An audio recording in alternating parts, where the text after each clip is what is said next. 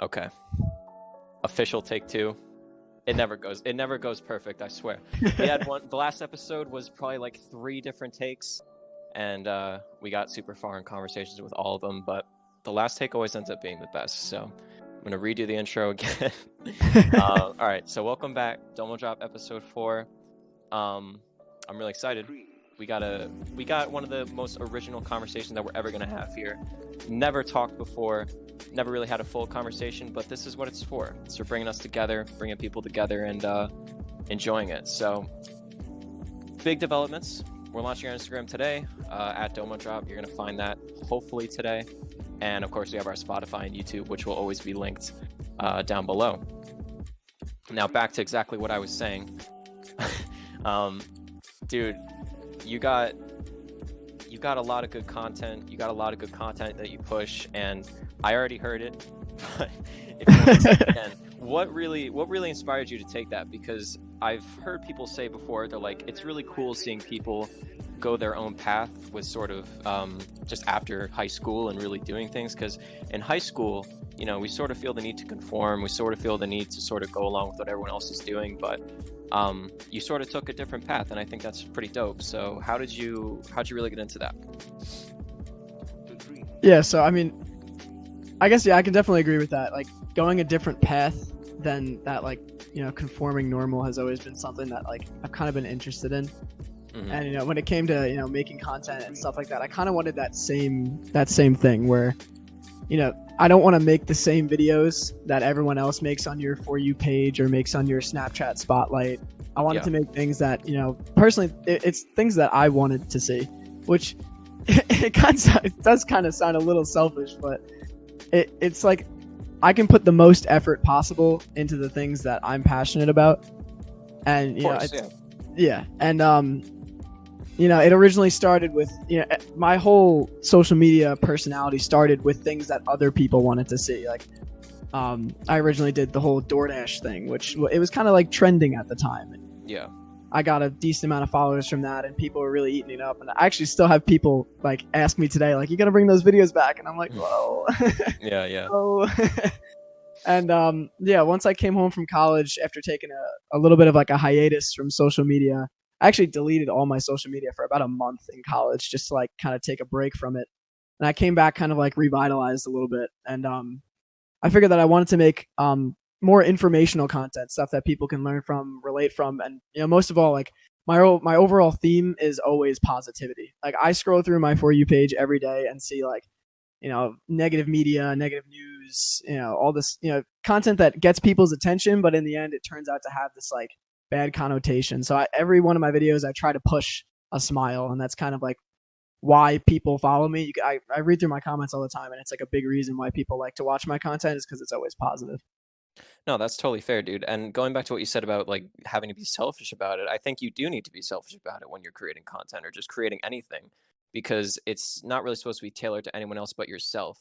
You know, you can say like, I'll do this for my fans, I do it for the people I love, but that just sort of comes with the territory. Like, for example, you know, on a much smaller scale, I guess you could say, me running, you know, just DomoDrop with Andrew, getting it started, and then just, of course, doing the podcast. I do it because I love to do it. You know, I do it because I love to talk to people, and it sort of expands my horizons. And honestly, like, you know, conforming to the norm, we don't have to do that anymore. There's no sort of social jurisdiction that we have to follow, and it's really cool to be able to do that because you sort of have these labels on each other, and you sort of have your labels like, well, you know, this person goes to this clique and this person goes to this one, but that's all behind us now. And I think particularly with your content, it's definitely not a lot of stuff that I've seen. You know, like, I've of course seen YouTubers do the fact stuff and like personal sort of vlogging stories, but I look forward to seeing what you could expand upon with it, because I think you got a good thing going for sure.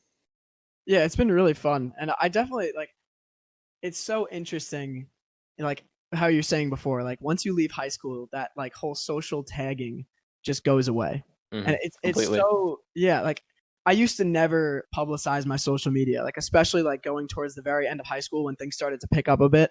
I would never mention it on my Instagram or my Snapchat or anything because I was so like, there was like this little bit of a fear that like people would be like, oh, that's strange. But then after I got out of high school, I was like, you know, why not? Like, it's my personality on TikTok. I want to, you know, branch to other places. This is who I am, you know. Take No, it or of leave course. it. That's I exactly what love you it. gotta do. It's so much fun. You gotta be yourself, then you gotta have fun with it. Uh, and social media, it's just been a topic I've talked about a lot, and especially in, just quarantine and especially everything that's been going on, it's really a lot more prevalent now. And I I always say this documentary, Sheeps has heard me talk about this all the time, but I always say The Social Dilemma on Netflix. Have you watched it? I haven't watched it yet.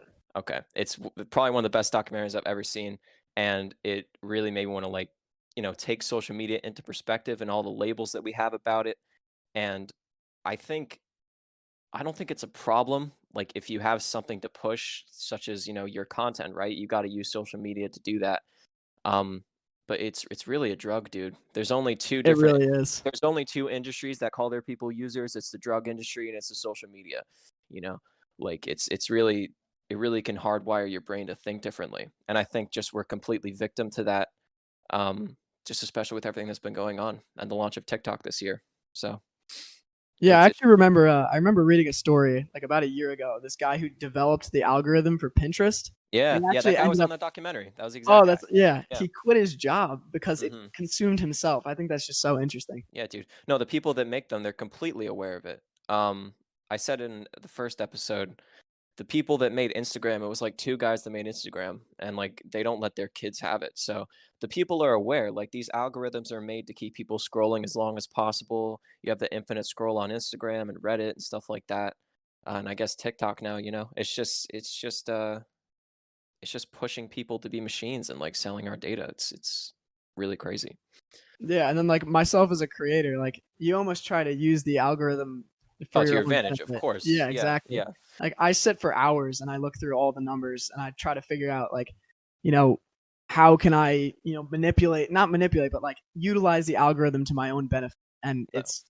it's like scary sometimes because I'm trying to figure out how to like get in people's heads and get them interested. And it's super interesting though how this stuff all goes down. And there's definitely no malicious intent behind that. Oh Like, yeah, oh yeah. you can say, like, "I need likes." Well, I need likes to boost my videos, it really helps me out. Like, when people say that, they're not just trying to say it, get in their head. They want people to see their content, and I'm assuming it comes from a genuine place for most people. But you see the YouTube algorithm in particular, and that's really pushing people's videos and, um, just getting them out there. And I hate to admit it, I used to post on Reddit a lot. And, I would always look at, like, the schedules. I'd always look at when it's the most hot on the subreddit and, when the most views are coming in and stuff like that. So you definitely gotta use it to your advantage. Um, but of course, there's no malintent from the content creator's perspective. Oh yeah, yeah. Yeah. So, I don't know, man. It's something cool to get into. I feel like it's really fantasized a lot. I feel like the whole, like, YouTube lifestyle or the sponsorship lifestyle or anything like that, it's completely, dramatized, and it's completely looked up to, like, fame, and, it's like this, life of glamour or whatever. Um, and I don't know if any of us have experienced that even remotely close to what some people have, but, Yeah, we see um these people on YouTube with these like crazy lives. Like just yeah. for example, I'm not the biggest fan, but the Paul brothers in particular. You Uh-huh. see them driving around in fancy cars and houses, the size of a street block, and then the people see the opportunity to post on YouTube and they're like, "Oh, well, I can do this too." And it's like people like the Paul brothers that like create more creators and stuff like that. And For it's sure. so interesting. For It's like sure. No, I don't know when exactly it developed. I guess just late 2000s and just the past decade, it's just exploded. You wouldn't assume that a YouTuber could go from just making vines or whatever, like the Paul brothers did, right? And then Jake Paul goes to, like, professional boxing, and now he's gonna fight Floyd Mayweather. You know, I don't know if that's coming up, but either way, like, it's crazy the way that that can sort of springboard you into a career. And the fact that some people don't take it seriously still, it's weird. Like, the times are really changing way too fast. I feel like even though we're in such an interconnected generation, we're probably the most connected that we've ever been. The modern world can create a lot of loneliness too. yeah. Yeah. It's definitely interesting. Like even with the small following that I have, like my whole life has changed in the last 6 months. Like I went from like just using social media as like every other person to like almost prioritizing it. Like Mm-hmm. I'm making money off of it now, like enough where it's actually worth me putting in my time and effort, and it's super fun, and I get to branch out onto different platforms and meet new people and interact with people who I thought I'd never interact with before. So it's crazy how it's gone so far. That's great, man. For sure. I like um that's crazy though, like, for sure, like, of course, we've all known you, everyone that went to, our school, like, we know you, and it's crazy that you're making money from doing something that we all, like, fantasize about, and I don't really know, of course, the feeling of having, like, a crazy high number of followers. I know a lot of people do, but is it hard not to let it get to your head? Do you feel like victim to that sometimes?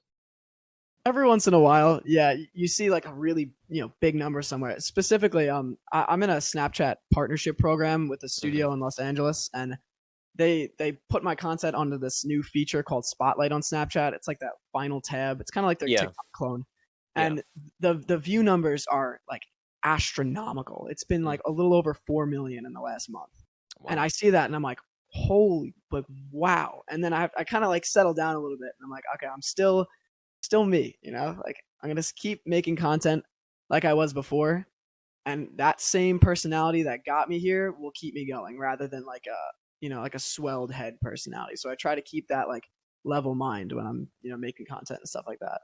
Yeah, completely necessary. I think, like, the more genuine, you're gonna appear on your platform, the more it's gonna resonate with people. Because honestly, in a lot of the content that we see nowadays, it's just fake, dude. It's like, not a lot of people are being their real selves, and they're putting on a persona, and they're hamming it up, and to go back to what I said about numbers, like, even when I posted on Reddit, I'd get some big posts, I'd get to the front page or whatever, and it would be like a dopamine hit. I just keep refreshing and, like, seeing the upvotes go up, and it's like, "You whoa," like, "You had one big post, calm down," you know? You gotta reel it in, and I think just people are so victim to that, and I think it's just a biological thing that we're victim to that. Yeah, it's Yeah, like when you get that one good post, you almost think like, oh, the next couple you don't have to put the same effort in because the audience is there already. But what I've yeah, learned is that it almost means that you have to put more effort into the next ones because you have to keep them there. I've noticed that like when you get that viral video, that like 3, 4, 500,000 view plus video, you yeah, have to really convince those people to stay because they only followed you for that viral video. They didn't follow you for your other content, which is mhm, why I almost try not to go like that platinum viral multi-million view thing by doing something extravagant, because you get like fake followers, and you see it all the time. There's accounts with like they average a couple hundred to like 1,000 views a video, and then they have one that has like 3 million views, and they mhm. have 40, 50,000 followers, but then after that moment they go right back down to getting a couple hundred views a video. And I try to avoid that because I want that slow progressive steady growth where I can get a couple thousand, 10,000 views every single video and really build like a passionate audience. I think that's definitely way more important than just, making a huge viral video. Because sometimes that catapults you into a fame that you're not ready for. It catapults you into a moment where you're like, "Well, I gotta live up to this standard now," and that's what's happened with a lot of creators on YouTube, especially where, they'll have these really huge videos, they'll have these big moments, and they can never live up to it again. So, I think you're definitely taking the right direction with a small growth, and exponentially, it's just gonna keep more people engaged. Yeah, that's what I'm working towards. No, that's great, man. And honestly, I don't even use TikTok. I don't even really use social media in general. Um, I just feel like it's such a new landscape, though. Not only with, well, actually, mainly just with TikTok. It's not just people can get on there and just do what you did and just like start going and pump out content very easily. It's kind of affected the way we do everything. It's affected the way music is promoted. It's affected the way that companies promote. It's just such an addicting algorithm. It's probably the strongest case of that. And I don't think I've ever started scrolling past like more than 5 posts on it because I feel like you just get roped in super quick. I find myself all the time, like I'll hop on the For You page, I'll scroll through 10 or 15 videos, and I'll be like, stop. Like Yeah, it's yeah, you getting got to me stop yourself. because Hmm. it's so interesting. I do a lot of research on it, and What do the numbers look like? every they take every single little thing that you do. It's almost creepy. They take Yeah. how long you watch a video, your interaction rate, all that stuff, and then they take that and then they figure out which videos to exactly tailor to you that Hmm. you'll like. And that's why, when you scroll through, it's like, oh, I love this stuff. This app is great. And that's because you're not seeing 99% of every other video. You're seeing the videos they want you to see. And it keeps you on there forever. No, for sure, man. That's in the documentary I talked about, that's exactly what they do. The algorithm is tailored to you, and it's not like it's not a person behind the camera. It's not like your FBI agent or whatever, and they're looking at you and what you like. Like it's generally just a program, and it picks the exact videos that you're gonna like. Every social media does that, and Facebook I think got exposed for it a little bit when they had that Zuckerberg scandal, and he was in front of Congress, and they were like, "Why are you selling data?" or like, "What are you doing?" That was because he was selling people's data on just what they liked and like everything, and it goes to advertisers.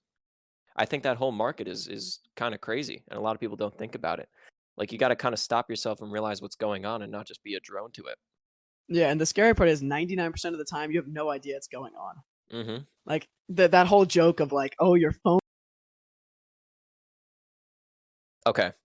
We just lost a little bit of audio, but it's just a technical hiccup, and hopefully this is a smooth transition.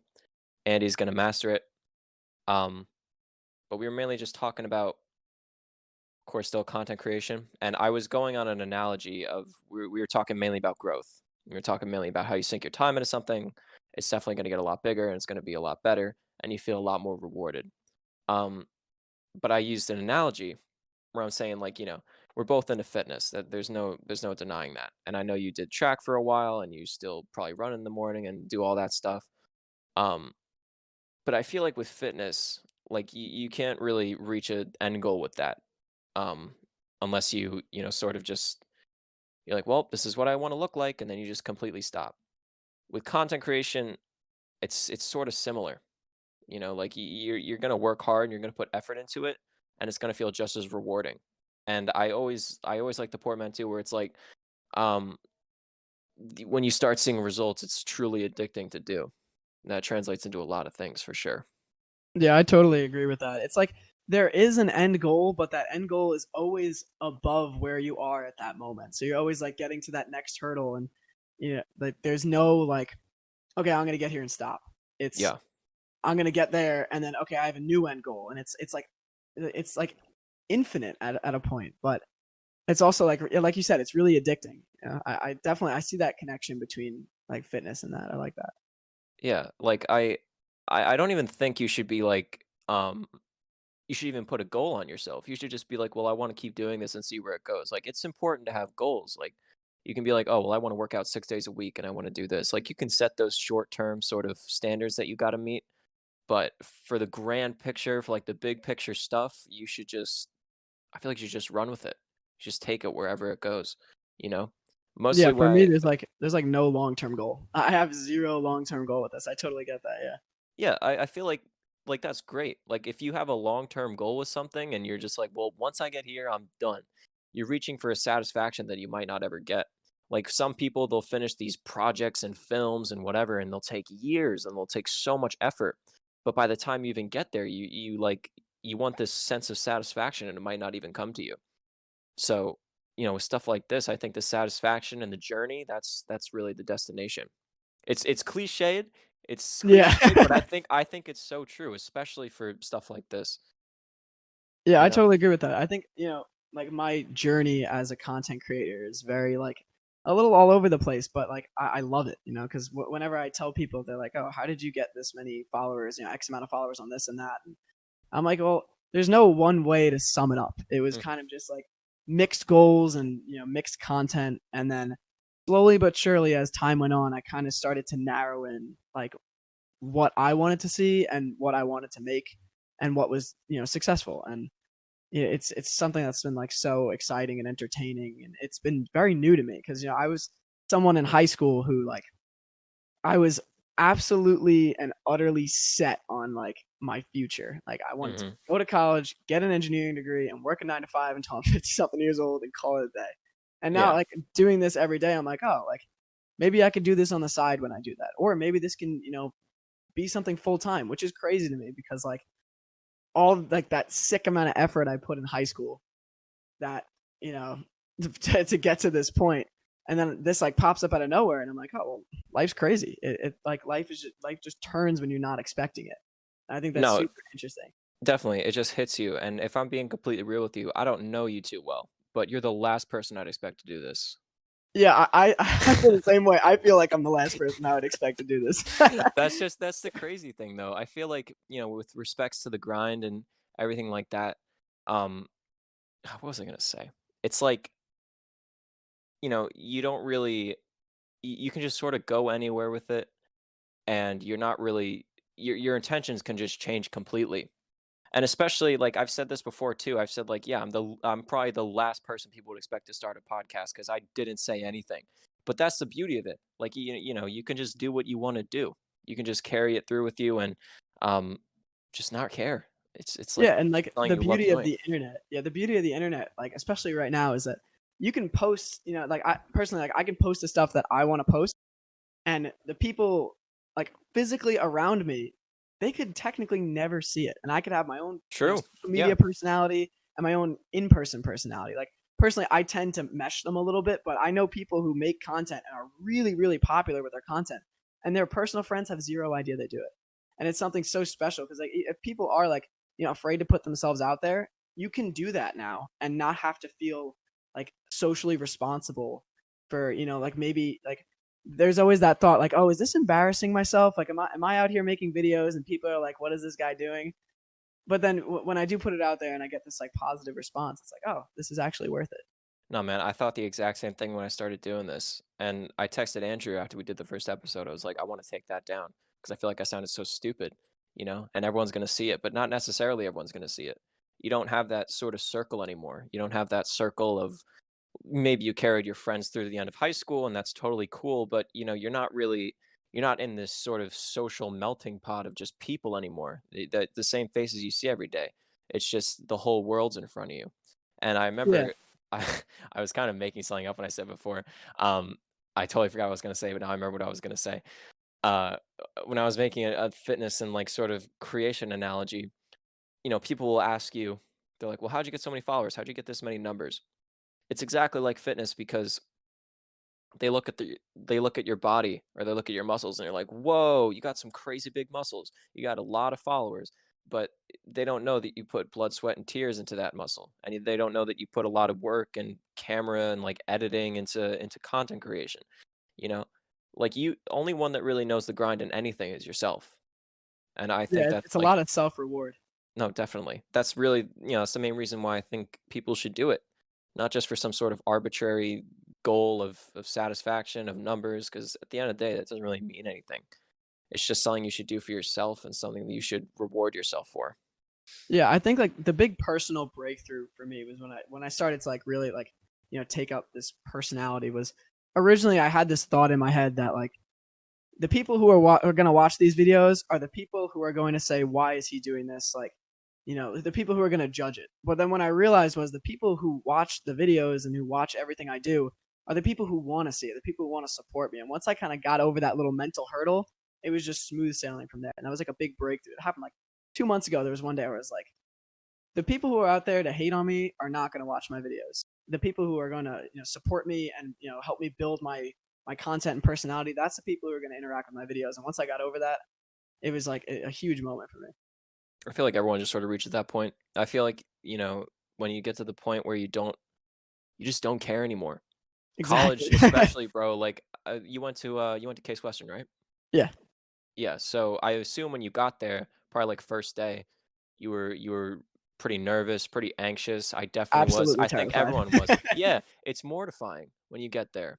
But then eventually you're just like, well, I don't really care and these people don't care and there's really no need to care anymore.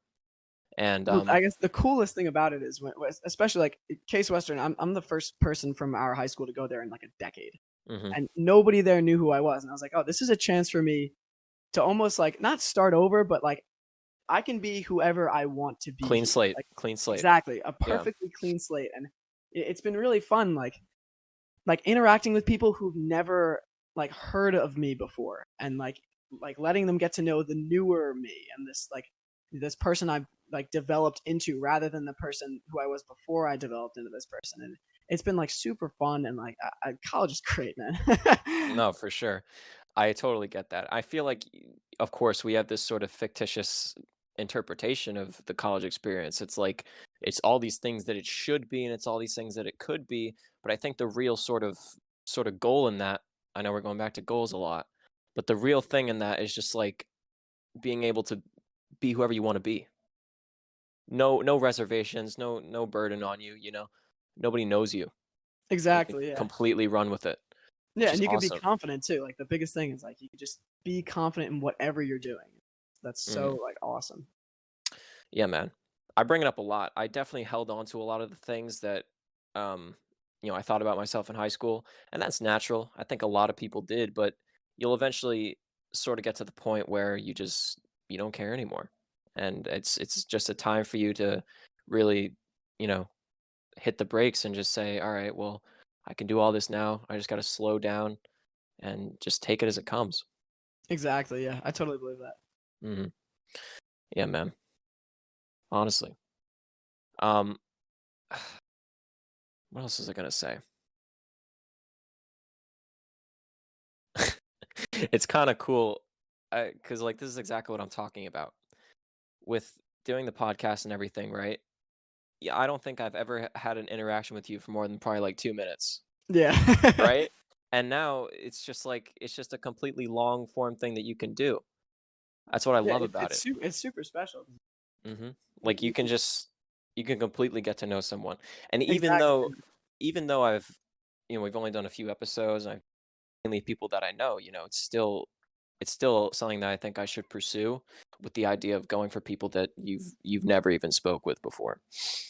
Yeah, it's kind of like I'm sure you've watched the Joe Rogan Oh, podcast dude, every this is once in the a while. reason why I do it. This is why I do Yeah. it. Yeah. Yeah, Joe Rogan is awesome. He does that's a similar thing where he brings, like unique personality and different people he's probably never interacted with before, and he just has like organic conversation, and it's so unbelievably entertaining.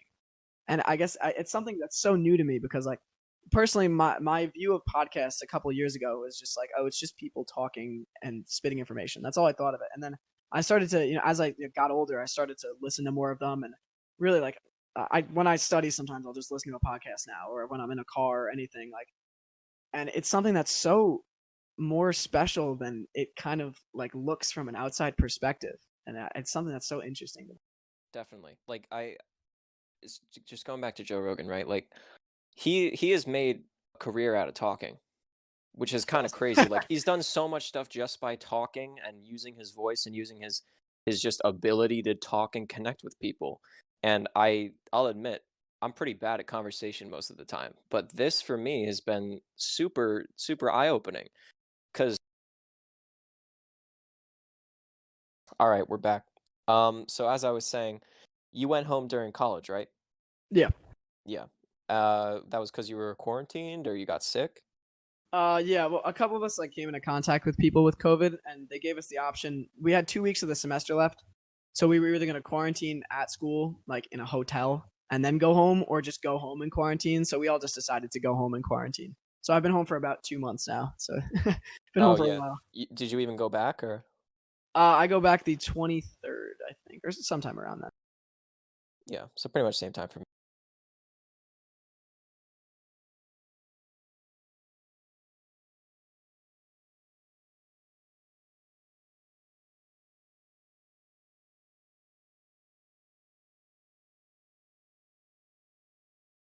Me too, bro.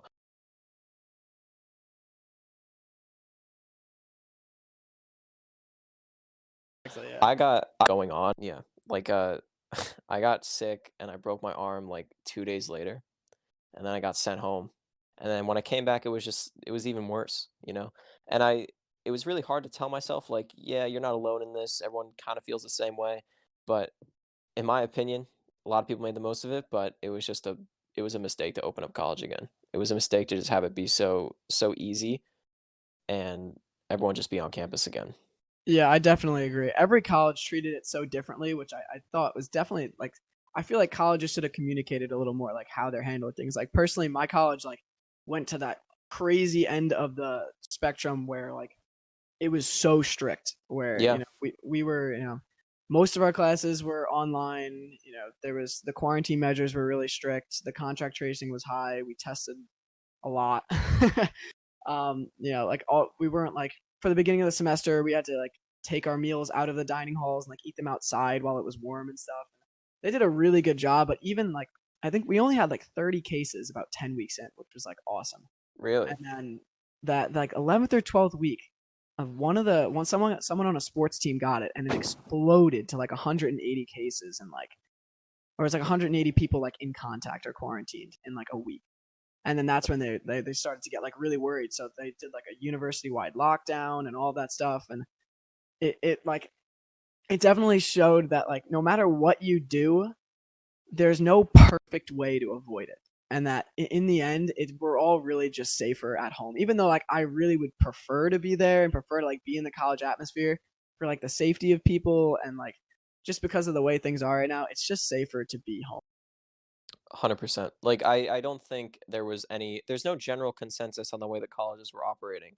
Like you said, like yours took it to the absolute strictest measure and, like you can't do any interaction, but my school, I went to a SUNY and it was not like that at all. It was only like that when people started actually getting sick. And I think that's a really that's a big problem. Like the fact that people are still going back and campus is opening up, it's really stressful. You could tell on both sides because they don't want to shut down. That's like the last thing that they want. Yeah. Because if they shut down, they're going to scramble to open again and have more like measures to put in place, and it's really not balanced. I don't think Yeah. not a good time for anyone to do it. Yeah, and we're on that final stretch too, where like people are starting to get the vaccine now, and things are starting to while they're still accelerating in like a bad way, things are also starting to like hopefully turn that corner where we start to return back to normal over the next year. But Hopefully, I feel like people like once we heard like oh people are getting the vaccine, everyone's like oh guess we can go back to normal now. Like there's that whole internet joke like oh it's 2021, COVID's over. Like I feel like exactly. people still have to remember that we still have a little bit of time to go, and that we still have a little more effort to put in until this is all behind us, which we can only hope happens in the next few months. Dude, a lot like, we need a lot of effort. Like, it's kinda hard not to be engrossed in the news right now and just everything that's going on, but I don't know if this is the case for a lot of other states, but in New York particularly, bro, they didn't administer more than, like, 1% of the doses. Like, they're Yeah, going really slow with it, and they're turning away people at, like, vaccination sites and everything, and it's just like, out of everything, why does this have to be this disjointed? Like, you have something that might work, that will probably work, and you're not it's just even more complicated than when there wasn't a vaccine. yeah, and it's just because everything's so divided right now. I try to Oh, for stay away sure. from politics, like Yeah. especially if you look at my social media. I don't think I've ever once mentioned a political opinion. I think actually in a comment section once, I literally said like I don't have political opinions. Dude, keep it that way. Um, yeah, it's like my favorite thing about my social media is that there's zero politics on it. But like I Okay. just the one thing I will say is that we're all just so divided, and I mean the general consensus that I feel like that everyone just needs to take in is that this is a time where we need unity, and it's the time where we have the least of it, and it's just so we need that right now. Well, that's what's ironic, isn't it? Like, Yeah, we're in this modern world. We have the most interconnectedness that humanity has ever had. It's such a time of advanced technology that only people could have dreamed of back then.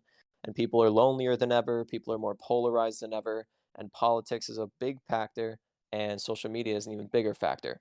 Like, even when the times are toughest, you'd expect people to sort of come together. Like, we weren't around for it, but everyone will tell you, every American will tell you that, like, probably like the day after 9/11 or like very immediately after 9/11, people were so unified. People were so together, you know? But I'm sure if something like that happened now with the era that we're in with social media, it would just cause even more divide because everyone's opinions are being heard and everyone's sort of, judging everyone and it's out there. yeah, and Th it's something that I've noticed on social media so much is Yeah, that no matter what you say or what you do, 50% of the people looking at it will disagree with you, and 50% of the people will agree with you. And it's almost like it's how a lot of people get social media famous is they post things that are one-sided, and what happens is then people rush to the comments to disagree, and then the people who agree also rush to the comments to defend that person, and then it causes this like storm that the algorithm is like oh yes lots of people are interacting with this, let's boost it. And that's why there's all this like negative stuff on your For You page and your Instagram feed and stuff. And that's kind of like what I what I'm trying to almost like combat is that kind of stuff by just posting positive information. I think that's like super important for people to focus on right now, is that while there's all this, it's such a tumultuous and, negative time, there's so much good that's still going on, and it's just being drowned out by, these social media algorithms that feed off of the negativity. Absolutely. Like you can go on any social media platform, you can go on pretty much anything, and there's negative news headlines everywhere. It's what the algorithm pushes, it's what gets the most clicks, it's what gets the most attention. And that attention isn't like tailored to people. It's either this is very controversial attention or this is good or bad attention. Like if people are going to it, it's going to be pushed, you know? And I haven't really seen a lot of good headlines ever on social media. It's just the negative stuff gets attention and it gets clicks and that's what's pushed. But I have like mad amounts of respect for you trying to combat that and trying to push some more good stuff out there because not a lot of people do that. And the ones that feed off of the negativity and use it for their own personal gain or just use it to cheat the algorithm, it's kind of a problem. It's like really a plague, dude. Yeah, I totally agree with that. I try my best, It's like if I can, I always say like if I can make one person say, "Oh, this is what we need," or "This is important," or "This is, something that I want to see," then I did my job. And that's it. Like hands off, I did my job. And that's kind of what I do every video. If I can make more and more people see positive light and, be interested and informed and stuff like that, like that's why I do it. Like yeah, I do it a lot because I personally love editing, and I actually don't love being on a camera as much as I look in a lot of the videos, but I don't think anyone um, does. yeah, it's so awkward talking to a camera with no one in the room. Hmm. Yeah, for sure. um, but yeah, the real reason that I do it is just because I love, scrolling through a comment section of 90 or 100 comments, and every single one of them is just I love this, or this is awesome, or it's literally just a smiley face emoji, and I'm like that's it, like that's why I'm here, and it's so nice. For sure, bro. I just think especially now with just how times have been and how tumultuous it's been, it's really hard to see that the clear sky, man. Like you have the clouds in the way. You don't really see the bigger picture of things. It's bad. Like it's a Yeah. bad time we're in. It's been very bad and it's gotten worse at a lot of points, but there's also a lot of positive stuff happening too. And it's really a time for people to sort of come together and unite because I don't know if you've seen this specific graphic or like specific videos or whatever, but there's certain ones that show political polarization over the years and just the way that it's been. And there's like the bubbles, right? It's like the red bubble and the blue bubble, Yeah, and yeah. it gets so much larger and so much more farther apart as the growth of social media in the modern world has like come about. There's just not a lot of things that are being pushed to people that says, well, this is good. This is a good thing that's happening. It's a lot of negativity. It's just a lot of Yeah. negativity circling, and that's partially why I felt the need to delete social media Yeah, for a long it's time. interesting because it's gotten to a point where it stratifies itself. So now that whenever someone tries to cross that boundary and say, "Hey, for example, people on the left, here's an opinion of someone on the right." Yeah. Instead of the people on the right saying, "Oh, well, I respect that opinion and I actually want to like think about that," it becomes this like, "No, like I can't take that. I have to amplify my own opinions to reject it." And it causes it's why it's like exponentially increased over these years of all this, like I said, stratification. I'm hoping that sometime in the near future we can start to like return to that, academic discussion where people interchange ideas and they find, not a perfect happy medium, because unfortunately that really never does exist. Right. But I'm hoping we can get back to a time where, politics can be, it can be peaceful discussion, because it's very right now politics is something that a lot of people avoid, and you shouldn't have to avoid it because it should be something we all partake in. But it seems to be, even myself, I find myself all the time just avoiding it like the plague, Yeah. because all it causes is just, it's negativity. No, it's super volatile. And in our own education system, I'm sure like we've experienced it. It's like Oh yeah. they encourage discussion. It's like, "Oh, well, we're gonna have a sit around, we're gonna have a discussion." Nobody talks. And when people do talk, it can get really heated. Or if someone says something and they're very opinionated, they're like, "Well, I think this and I personally feel this." They're like shut down immediately. And in a lot of universities, you'll see like, there's a call out culture. There's professors and they'll say something that might be a microaggression. They'll say something that might be a little not really sit well with some people, And people are just accustomed to like, I don't like that, like shutting down people immediately, not exactly hearing out opinions. And there's plenty of cases of it. A lot of Yeah, and a the lot of these rise. universities, man, it's just kids will just call out the professor straight up. There's none of this like, hey, well, I really didn't like what you said here, and they'll go after class. Like they won't say that. It'll just be straight up. People want to shut down any opinion they don't agree with. Yeah, and the rise of like social media and all this has just brought along this new thing that everyone talks about called cancel culture. And Yes, cancel exactly. culture is so poisonous, but Hmm. at the same time, it's so like it's almost like it's kind of like a virus, An irony because we're in COVID. Um, Right. like once one person calls out another for doing something wrong, everyone else jumps on this bandwagon. We saw it a couple of weeks ago. You don't really follow TikTok too much, but Charlie D'Amelio, the super famous girl, she got called out by a bunch of people on social media because she was like a little rude at a dinner table YouTube video, and she lost over 1 million followers in a day Really. because people were just like they hopped on this cancel train, and everyone wanted it was literally trending to cancel this creator. Hmm. And then once it got old, she just went back to normal, and everyone forgot about it. And it's so interesting how cancel culture works like that. Well, I've seen plenty of examples of that. I've just seen like people's followers tank and people's subscribers tank, and it's like it's one allegation. I like one that always comes to mind is the Johnny Depp allegations, right? Oh Like yeah, his definitely. ex-wife, right? She's like, oh well, he sexually abused me, he sexually did all this. There's no proof of that. I don't think like all sort of allegations like that. There needs to be details, and people don't really understand that there need to be details. There needs to be evidence. There needs to be stuff from both sides. I Yeah, and don't then think we once can. the evidence is there, go ahead, Yeah, for cancel the sure. person. But Yeah, I feel like people jump too early now, and unfortunately, that can ruin people. It's so interesting. Like it can just literally wipe someone off the face of social media. it's happened And plenty of times, man. yeah, it happens all the time. They said to Johnny Depp, I think when they're doing like the what is it, the Fantastic Beast movies or whatever, it's like, yeah, he can't be in this anymore. Um, it's like Yeah, why? even though You everything don't was know. exactly, yeah. You don't know. It's just because people, especially like people in that industry, once something happens to someone that becomes like a little bit of like a global trend of canceling them, they want out because Yeah, once they associate with it, then they're associated with that cancel culture. And someone's gonna be like, "Oh, well, this studio hires him, so let's cancel this studio too." So people like they jump out, yeah. they They jump off want the they want train so no part of fast. it. No part of it Exactly, at yeah. all.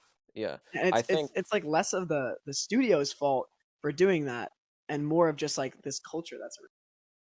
Well, Andrew will tell you this kid uses Twitter a lot, and he doesn't use it for any nefarious purposes, but he just likes Twitter. Fine. But I've never used Twitter before because I think that is probably the most infested place in terms of cancel Yeah, culture, I in stay off terms of Twitter. volatility. Yeah, I don't go near Twitter, man. It's one opinion and it turns into a dumpster fire. Awful. Yeah, 100%. Yeah. I never comment on Twitter. I just look at things. Even It's so, you're very interesting still in the Twitter storm, man. You're still in the crossfire. from time to time.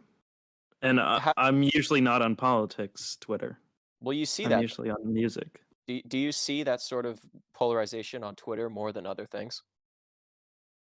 Um, I mean, yeah, there is a lot for sure, but I mean, I don't get involved with it. I just look at it and see what's going on.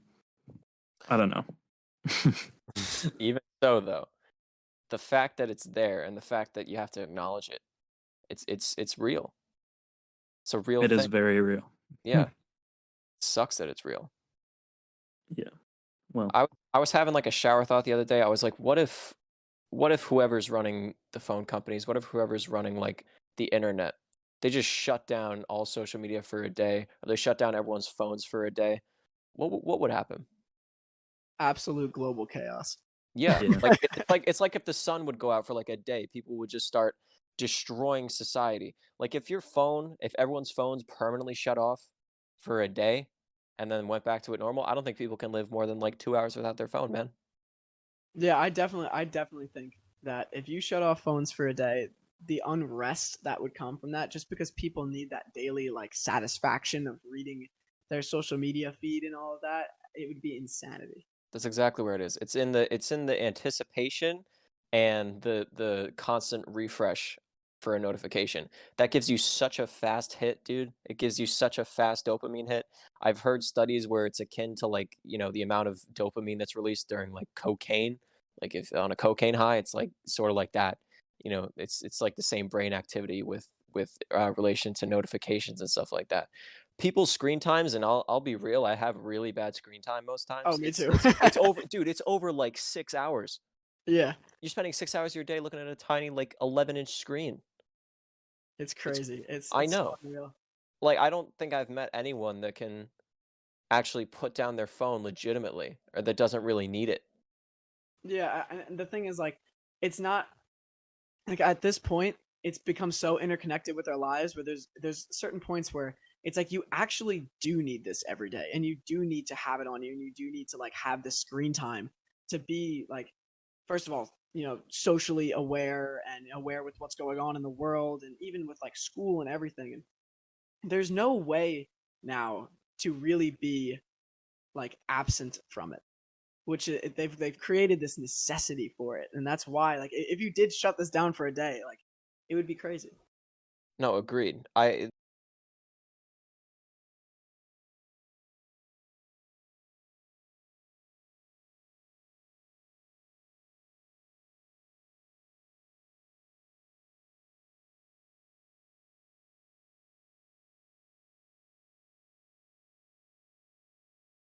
there's really no whatever, but for some people it's like a real psychological problem.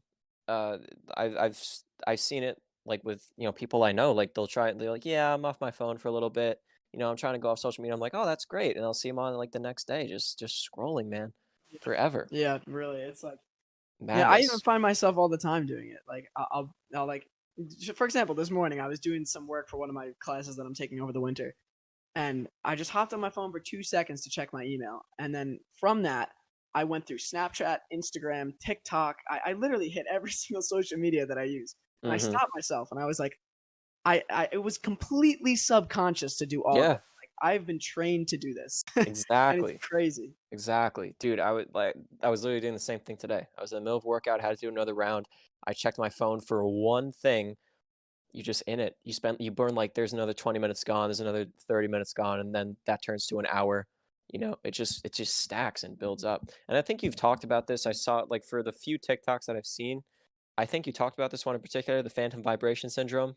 Oh yeah, Dude, there's a lot of controversy with that. Like it's people crazy. people actually think that like the cell phone company, like they track your time obviously on the screen, and they'll just send out like a fake notification to get you back in. Because even if you hear that buzz, right, like you'll still probably look for something, or you're back on the phone. You're a user Yeah, again. it's insane. I've had it happen to me a lot because my screen time's been pretty high recently, and I'm like, I swear to God that buzzed. Like I swear, it's such a Yeah, real thing. It's so weird. yeah. It was making me think the other day. Like, so we have like health education in school and stuff like that. And when is the point going to come where we need to have social media and electronic device education, where we educate younger people on the mental and psychological consequences of becoming addicted, and making sure that people still live their physical lives more than they live their electronic lives. I never thought about that. It was That's like actually like shower thought the other day. no, dude, those are the best kind of thoughts. That's actually super solid. I don't I know we took health like I know I did. I took health more than probably like 3 years ago, and I don't think there was any mention of that. Any mention No, of, "Oh, yeah, this is it's how and much that's a time you real spend." Yeah. Maybe in like that's like psychology or mental health. whatever, Yeah, like that's like a real mental health thing. Crazy. yeah. I think like I took psychology. I think you were in the class with me. Like it was briefly touched on with like social media and like stuff like that, but it wasn't like a major facet, Oh, not because at all. I think it should It's so new. transcend like psychology and more into health because it's like a real health thing now.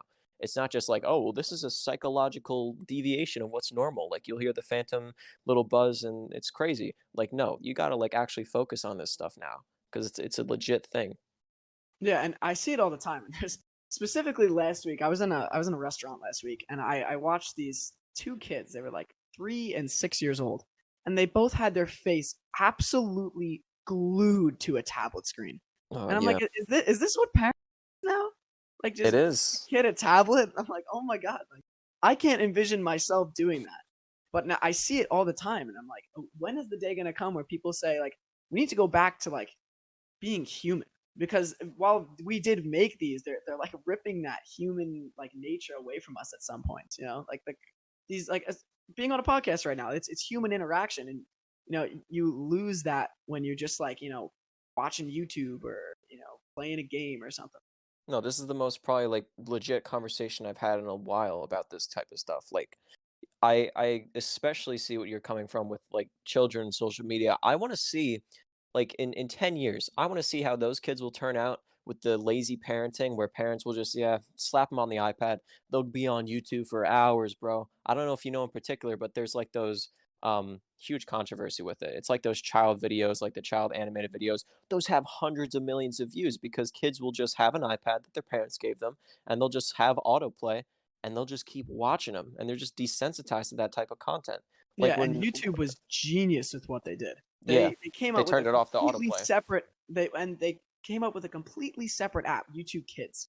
Mhm. So now they have moderated young content that parents can trust. So now they can just give that child that iPad and be completely confident that what they're watching is totally fine. And they could Yeah. do that for hours. Even so, like a fix like that, it's a big fix, but they're still engrossed on these things for hours, like hours at a time, hours at a day. I think it's just part of it's probably just really lazy parenting and the fact that it's easy to just sit your kid in front of an iPad. And of course, I think as more developments with social media and psychology and how it affects us and that gets realized in the next couple of years, hopefully, it'll start to kind of opening people's eyes to the fact that you can't really do this with kids. Like it's got to change for sure. Oh yeah, definitely. Like Gen Z, early Gen Z, like I grew up on SpongeBob. Oh, same. Yeah, like kids don't grow up on SpongeBob anymore.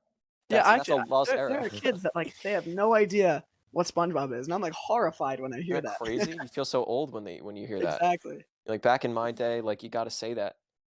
Exactly. We're closer to 20 than we are to 10, dude. Actually, I was just saying the other day to someone, I was like, in less than a year, I'm gonna be in my 20s. Yeah. That's insane because I still feel like I'm 16. No, we're adults now, dude. You fantasize about it like when you're a kid because you feel like you can't do anything, but the beauty of it was having nothing to do. Exactly. Yeah. Absolutely nothing to do. I'm gonna get to 20 and I'm gonna start having an existential crisis. Yeah. Same for you, probably, dude. Yeah. Honestly. I'm gonna hit that age and be like, oh my god, this is it. Yeah, Like, the time flew by, but that also sort of encourages things. That encourages you to do a lot more new habits and sort of just, have a better quality of life for the time that you spend. Because you'll see people that, won't work out. You'll see a lot of people that don't want to have a good quality of life because that takes effort and it takes you out of their comfort zone. But getting out of your comfort zone is the biggest way to improve things and the biggest way to actually get somewhere with something. Like I'm sure with you, bro, like with your content, that wasn't really easy for you to do at first. And you straight absolutely you not. straight up said it. You're like, "Yeah, this isn't really like I want to take it down. I hope people don't see it." But you get into a flow and you get into a rhythm with it and you're like, "Yeah, I like doing this." It's the same thing for everything. And you're acting on your time and you're having a better quality of life with doing it. Yeah, that first time you post a video of your own voice and you're looking at it on the screen and you're like, like all these people are watching it, like specifically videos that get like hundreds of thousands of views. You're like, all of these people just heard that, and Mhm. it's such like an uncomfortable feeling. But then you kind of realize that like it doesn't matter. You're Not at being all. I'm being myself, and that's personally what matters to me is that I get to be myself, and if people don't like it, they don't like it. Yeah, don't You watch know? it. Don't do it. Exactly, yeah, and people do, and that's what's so fun to me. Yeah. I for sure, man. I just you got to bring some realism to it. You got to bring some real sort of personality to it and it's got to be tailored to you for sure. Exactly, 100%. Do you gotta go soon? It's like a little past 3. Are you I'm good good. or I got as much time as you need. Alright, awesome, dude. Because I Craig lost us some time, so we gotta make up Yeah, for it. definitely. Yeah, absolutely. Yeah, back to what I was saying, man, like, with doing this virtual, I think it's sort of the way to go. I think just especially now, it's the way to go, but I would love to I'd love to expand this and get, more people like you on where I've had absolutely no relation before, but now I know that like, hey, Jacob thinks about this stuff the same way I do. He knows that social media is an absolute demon. Yeah. Like it's crazy, man. Oh my Yeah, god. like organic conversation is something that lacks, and especially today. And it's nice to be able to like have conversation like that. I don't think a lot of people do have real conversation now, man. I don't think No, it's I don't think it's something that happens a lot. yeah, it's Like all blue and green bubbles on the screen. yeah, no, exactly. It's the blue and green bubbles. It's everyone just chatting through a phone, chatting through text. I find it hard now, um, just especially since I'm getting older and just being on our phones so much. I find it really hard to be in the present, to be in the moment, because we're very overstimulated and we have so much stimuli going off with reading comments or going on YouTube or watching like whatever. Everything that we do, it's such an overstimulation of dopamine and you got to detox. You got to take a 100%. break. Yeah. Yeah. It's like for me, man, in particular, I've done dopamine detox before where you remove an aspect that gives you a lot of dopamine, such as your phone. And I shut down my phone for probably like an entire day, which is, it's hard. It's like really hard to do, but that gives your dopamine receptors time to relax and not be so stressed out because you don't want a constant flow of that because your brain's just going to get worn out on it and you're going to be bored and like you can look at that phone with a straight face and not even realize it. But if you're conscious of it, it can definitely circumvent that. 100%. Yeah. Yeah. And another weird question here. Do you practice meditation at all? So I do yoga because I do the whole like athlete thing too, which is as so much work. But I used to do box breathing, which is kind of like meditation, but a little Just breath more. work. Yeah, it's breath work. Yeah, and Hmm. it's nice. It's really nice. Even just like 5 minutes a day, waking up in the morning and doing some box breathing resets everything, and it's like amazing. And it surprises me why more people don't do things like that because it's such a low time thing, meditating or box breathing or stuff like that. Even just a little bit of yoga can Well, do so much. I think that part of the reason why a lot of people don't do it is because it's not really a realized thing, and also because they're just unconscious to the fact that they have dopamine overload 100% of the time, that they never reel it back and actually try and, yeah, like you said, do breath work or anything. And I haven't really done a lot of breath work, like straight up just sitting down and breathing and getting into a rhythm of it because I usually overthink it, but I meditate a lot, dude, and it's super good. It works. It can change. There's studies proven like within 8 weeks of consistent meditation, you can change your entire brain physiology. You can reduce the part of your brain that promotes stress and anxiety, and you can increase the parts that have memory and learning. Like it can actually have real physical changes on you. And some days it's hard, some days it's easy, but practicing like legit mindfulness is a really good way to just ease it back. Yeah, I totally agree. Yeah. I think I knew a new thing just came out on Netflix. It was like 3 days ago, and it's called Headspace Guide to Meditation. I was watching it like I think I started watching last night and then I fell asleep, but it's like every episode gives you a different way to meditate and it tells you like um just legit facts about it. And it's something that I feel a lot more people should do because I don't think I've ever met anyone that does meditation. I still have yet to find someone. And breath, Yeah, it's you're so probably the rare. closest one with breathing, man. Like I don't do Yeah. that stuff, but you're probably the closest one that I've ever talked to with that.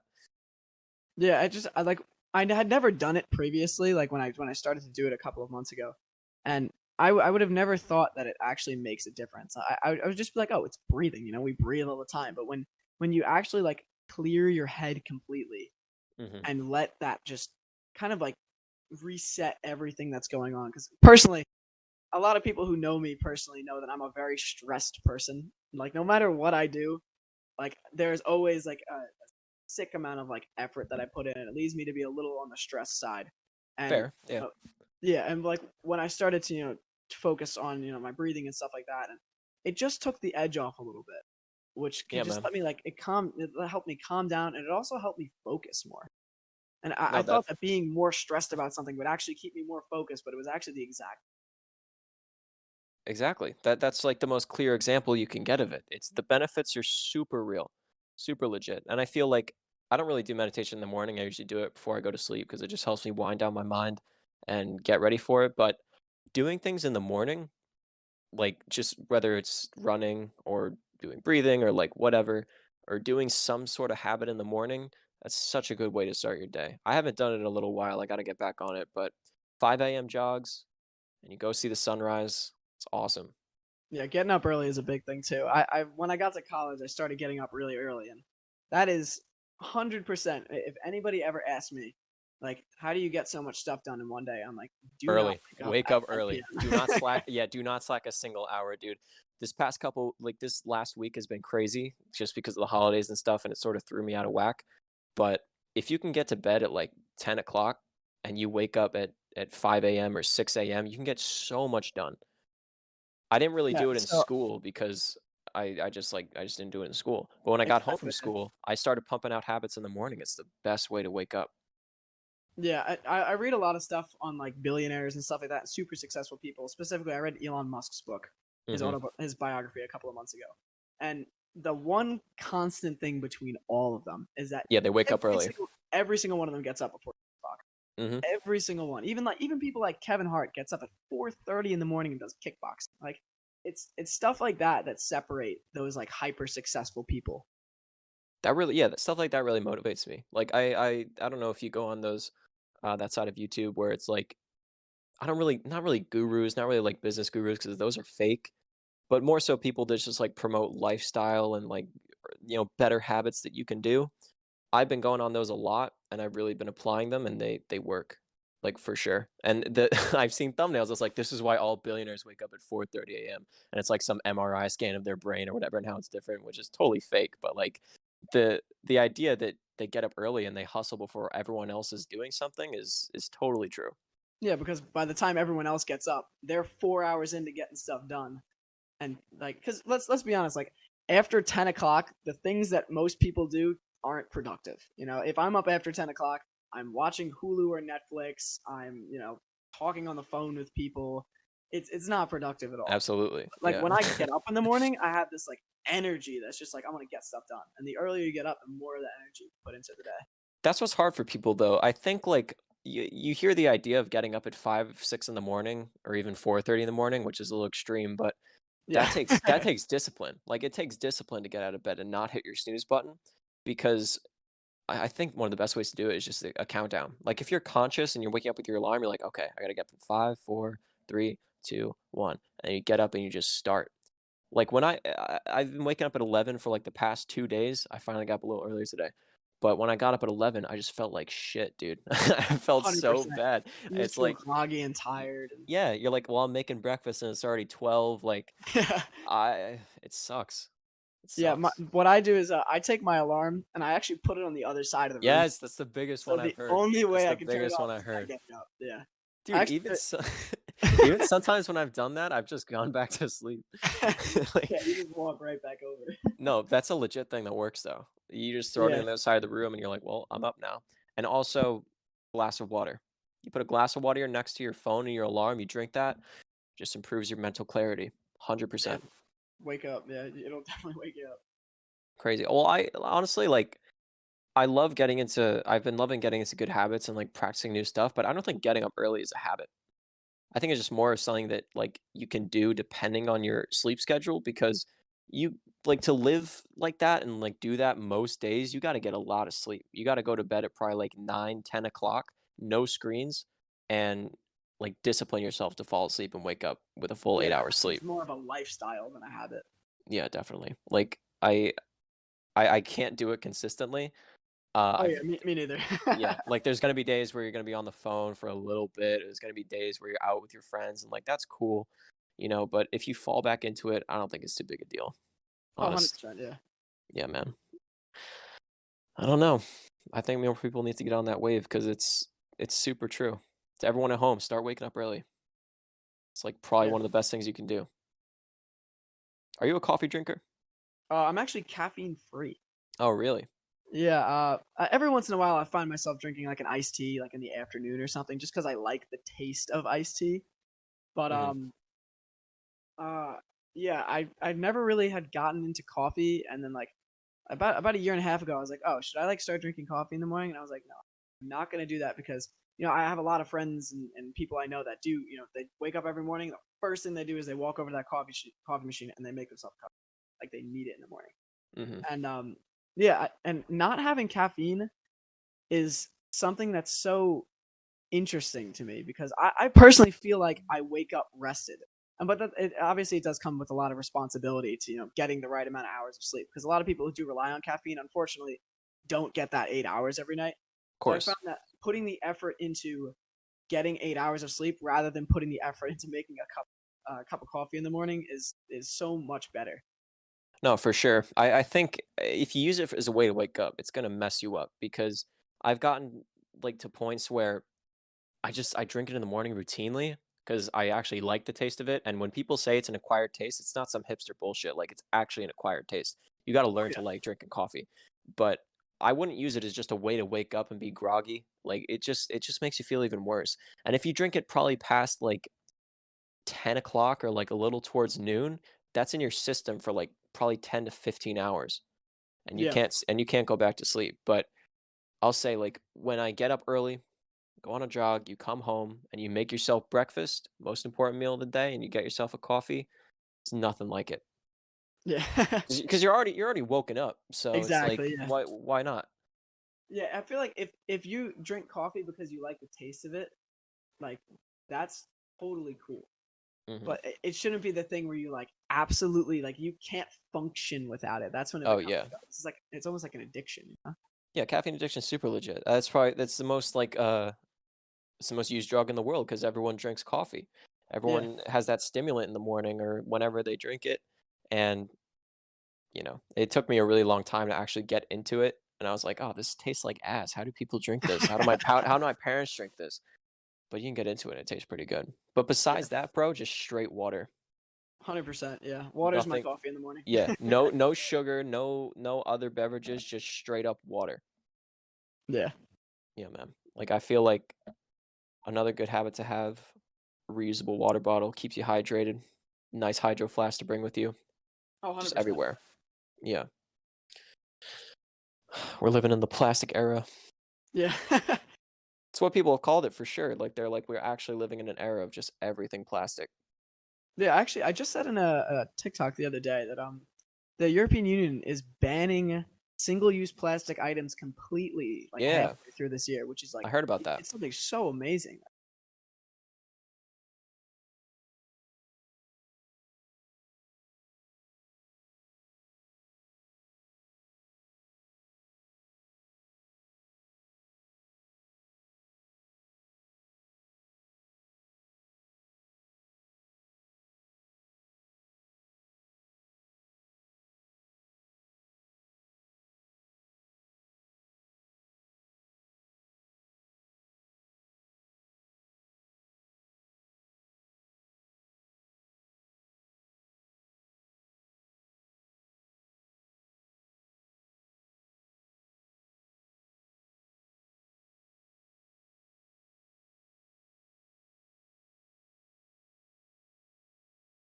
Like a But device it's to help almost like clean the kind of sad. ocean, Like yeah, and or is that he's something like different? 20 something now, I think.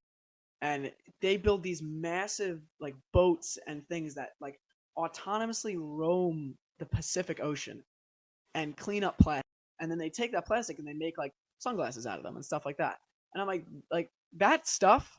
A good example of it. That guy has like maybe 1 million followers on Instagram, while like someone like Elon Musk has like 50 million, and we never hear about this guy. Oh, Boy and Slat, that's his name. Boy and Slat. Yeah, Um, I've definitely heard of him. and he gets zero recognition. I've never once seen him on the cover of New York Times, Wall Street Journal, Newsday, any of that stuff.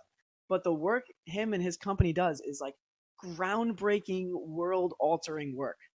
And not to say that like Tesla and all that stuff isn't either, but it's just so interesting. Like back to the whole like media thing. That will never be on the front cover of any newspaper. Oh yeah, Yet no, it's no, not at all. probably 10 times more important than some of the stuff that is. Yeah, dude. Greta Thunberg gets Person of the Year on time, but like someone like that, I saw an exact like a post comparing the both of them. It was like, oh well, this young adult, right? Like he makes this, like you said, world altering technology, which it really is. And then you have Greta Thunberg, who like is an activist for this type of stuff, but I don't know exactly what she's acted on. I don't know if she's done anything. She hasn't like physically made something that changes things. Like she does good work when it comes to like global like realization of what's happening, but when it comes to like actually making like technological and advancements in change, like that's like I feel like those are the people who need that kind of recognition, you know? Dude, awareness is nothing without action. Like, I Exactly. think Greta is so like revered for doing what she did just because she's a kid. Oh yeah, 100%. Like, if this guy, even if he, what was his name again? Boyan Slat. Yeah, even if Mr. Slat, like, he made this technology and he was even younger, I don't think it would still really get anywhere. Like, there's so many solutions to environmentalism and things that we see, but they're not promoted enough. Well, yeah, because people won't click on that ad though. If someone shows that ad from a news article on their Twitter feed, they're not going to click on that. But if you know they post a story that's super and highly controversial, of course people are going to click on that. Not even just from a social perspective, like the fact that you have to go deep and look for like different, I guess, like contributions to a better environment. The fact that, we had to both seek out that kid who did something crazy, crazy productive. That's a problem. Like you don't hear about it at all. Yeah, it takes me hours to find the content for my good news videos. Like I wish I news things, but it like the last video in particular, it was like 2.5 hours of absolutely apart media websites to Just find digging. good news in the last week. And I was like, I was just like kind of disappointed because you would think that like they would put it on there a little bit more, but it took me forever. And when I finally get these news stories, I'm like super like I'm super like excited because I see these and I'm like there are great people out there doing great things, and that's why I post these videos, because if it took me 2.5 hours to find these stories and I could tell people in 40 seconds, that's super important. No, for sure, man. And I honestly like, it's hard for people to say similar things. It's hard for people to say like there's so much positive news out there. To a lot of people that looks fake and it looks like ingenuine, but it's like really what we should do. It's really what we should be pushing. Because I think from that mindset, it's just such a toxic mindset to have, and it's just so festered with negativity and people that have seen negative headlines just constantly.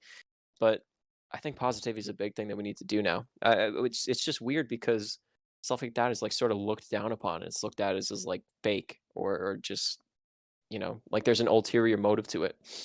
Yeah, if you go on, I believe it's the NBC News website, they actually have a tab specifically just for good news. And Oh, I for was like, real? oh, that's cool. But then I thought about it a little more. And I was like, that shouldn't have to be there. There shouldn't have to be a specified tab for good news. Meanwhile, is that saying that they know that the other 40 something tabs are all going to be generally negative? Probably. It's like it's one of those things the other day. It was a realization that I was like, wow, the media really is like trending in such a downward direction. And I wish that, there was some, my hope obviously with my content and stuff like that is that people can open, like I can open people's eyes to the fact that not only is the media negative, but also there's more good out there than we think. No, that's exactly, well, even so, that's like the case with this podcast too. That's been a lot of what we're talking about. The fact that you have to look for positive news and it's not just news. Like you had to do hours of research just to find like what 10, 15 like good news facts.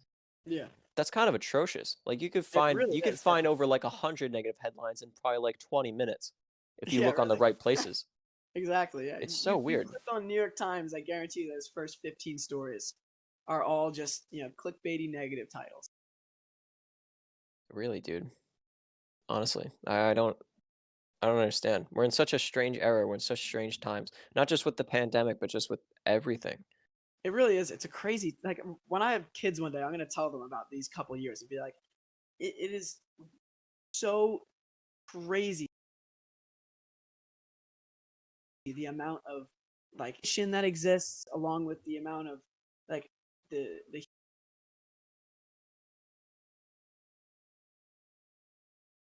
human like Dude, interaction that goes on. Like, will social I know. media be sick sometimes, or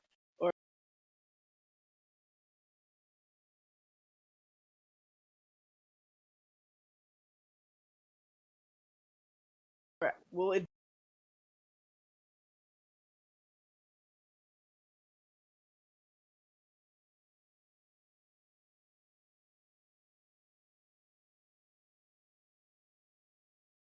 be even because you interpret it because it could probably turn out a million different ways.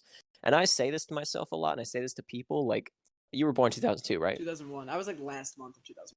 Yeah. So anyway, like in that era, I think from like 90s to probably like 2003, that's probably like the last good era. I don't say that just because like we were born in it. I say that because like we were raised on like good morals, and we were raised on a time where this wasn't everywhere. You It know, was the we last like strictly human era. it feels that way, right? It's crazy you have to say that, but it feels that way. Yeah. So weird, man. Yeah, I like salute to the fucking parents who realize it and don't just slap an iPad in their kid's face and like actually Yeah. raise their kids.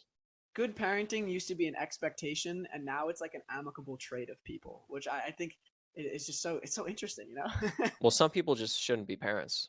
Like straight Yeah, up, just a lot of people shouldn't be parents. You shouldn't have exactly. kids. You shouldn't do this. It's like you can you can It's look real everywhere. responsibility. Yeah. I've seen online, dude. I've seen parents just like with especially in the South, because like there's big families in the South. They'll have like 7, 8 kids, and they'll just be marching around Target slaying like anti-mask propaganda, and none of them will be wearing masks. Like you're raising your kid on that. You're raising your kid on like, ugh, it's so dumb. It's so weird.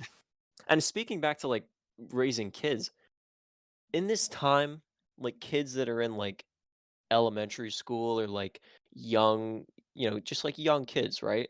How is like growing up in a pandemic, and how is like learning this way and going to school this way? How is that going to affect them?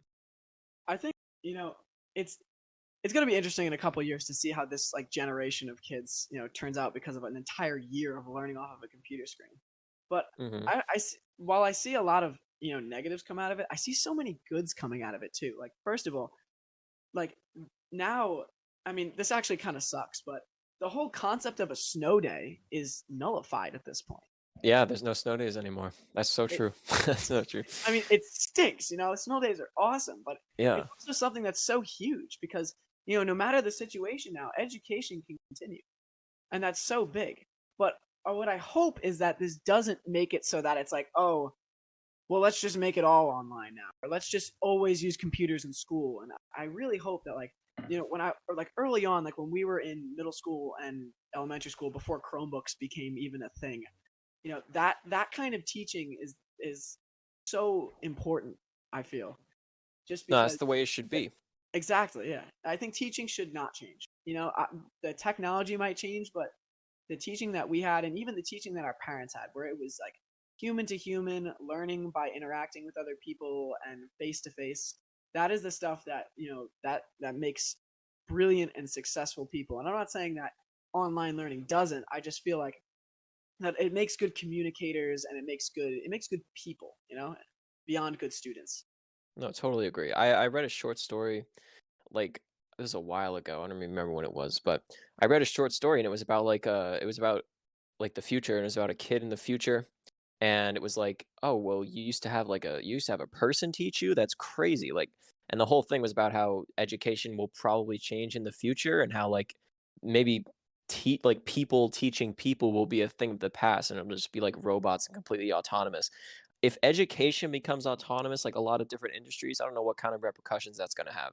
Like, you can integrate technology, you can integrate Chromebooks and stuff to like make it easier to find your documents or like send stuff in. That's totally cool.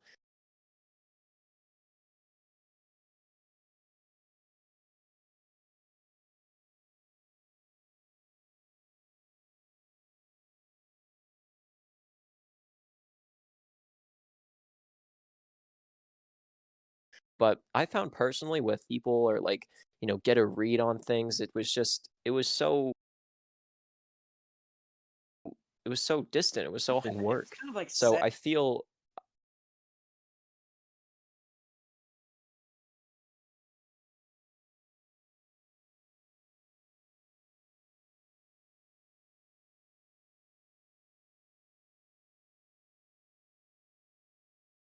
You wake up in the morning at like human aspect of teaching, where it's a good thing, but it's just it's so unbelievably important that we keep that human connection. Dude, this is exactly what my tutor said at college. Like, I'd call my tutor probably like once a week, and she said to me, she was like, "This sucks for you. Like, this sucks for you being on campus because you don't know the grind or like the feeling of kids running to get to class, or like have the campus bustling with people, like such an influx of people going from place to place. Like, we don't know that in terms of college, but we know it in terms of like school. We know it in terms of high school.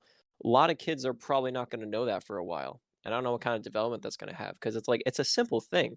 It's a simple thing, going to class and sitting down, having the teacher talk, but like those things we can't really take for granted. Like, yeah, most of us probably hate it. Most of us probably don't like school. I didn't really like school, but I think it's really important to your development and how you learn and how you communicate with people. 100%. I totally agree. Ultra important. And if teaching like will change, because it definitely has changed with this distance learning and completely autonomous online, this should be an exception to how things are. It shouldn't be the way things should be. Like, if we can integrate technology into a way that will amplify learning and make it better, I'm all for that. I'm all for that. I'm all for better education. But the way things are right now, this should not be the future. Even though it's easier, like, should not be how it should be. Yeah, 100%. At all. I definitely, there's something that definitely resonates with that, is that it should be an amplifier and not the whole thing. It should be, the technology should be a characteristic of education. It shouldn't be the education, you know? 100%. Yeah. Yeah. I don't know, man. I always I said it before, I'll say it again. We had it good. We really did, yeah. We had it so good. It's weird.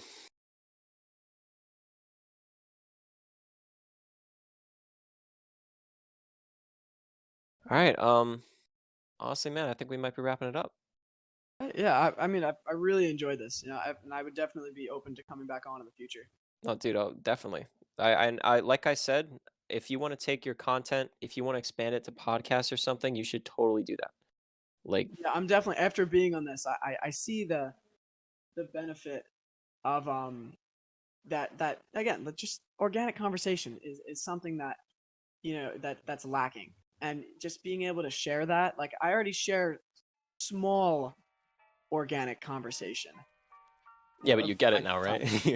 Yeah. It feels so much different when you're actually doing it, but Yeah, and when it's not, you know, a 60-second short form video, and it's like a real conversation for like an hour and a half, that's something so powerful. yeah, man, it's powerful for sure. But it's been a pleasure, for real. Yeah, absolutely. Thank you for having me. All right, everyone. So that's the end of episode 4. We're gonna call it. And dude, it's been a real pleasure for sure. Yeah, thank you. All right, take it easy. You too.